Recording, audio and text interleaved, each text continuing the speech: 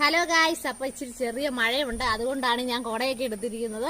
അപ്പൊ നമ്മൾ കുറച്ച് പൂ പറിക്കുക. അന്നെ ഒന്ന് കാണിച്ചു കൊടുത്തേ. കുറച്ച് ഇത് 10 മണിച്ചെടി. 10 മണിച്ചെടിയുടെ നല്ല പൂക്കളാണ് വന്നിരിക്കുന്നത്.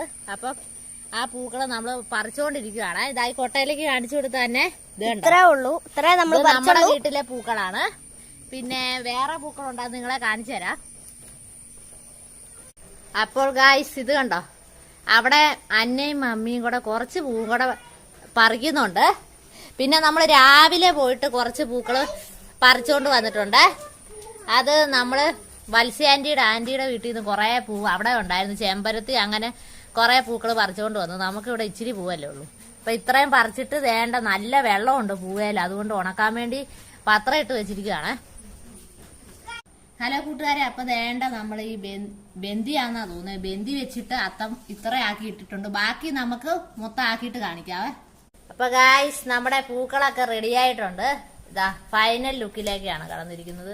ഇതാണ് നമ്മുടെ പൂക്കളം. നമ്മുടെ ഇവിടുത്തെ കുറച്ച് പൂവും പിന്നെ അപ്പുറം ആന്റിയുടെ അവിടുത്തെ കുറച്ച് പൂവും കൂടെ എല്ലാം കൂടെ ഉൾക്കൊള്ളിച്ച് ഇട്ടിരിക്കുന്ന ഒരു അത്തപ്പൂക്കളാണ്. ഇത് കണ്ടോ, അത്യാവശ്യത്തിന് വലിപ്പമൊക്കെ ഉണ്ട്. നമ്മുടേതായ രീതിയിൽ ഒരു അത്തപ്പൂക്കള എല്ലാവരും അത്തപ്പൂക്കള ഇട്ടെന്ന് പ്രതീക്ഷിക്കുന്നു. അപ്പൊ ഈ വീഡിയോ ഇഷ്ടപ്പെടുവാണെങ്കിൽ എല്ലാരും ചാനൽ ലൈക്കും ഷെയർ സബ്സ്ക്രൈബ് ചെയ്യുക, സപ്പോർട്ട് ചെയ്യുക. അപ്പൊ നിങ്ങൾക്കൊക്കെ എല്ലാവർക്കും എന്റെ ഹൃദയം നിറഞ്ഞ ഓണാശംസകൾ.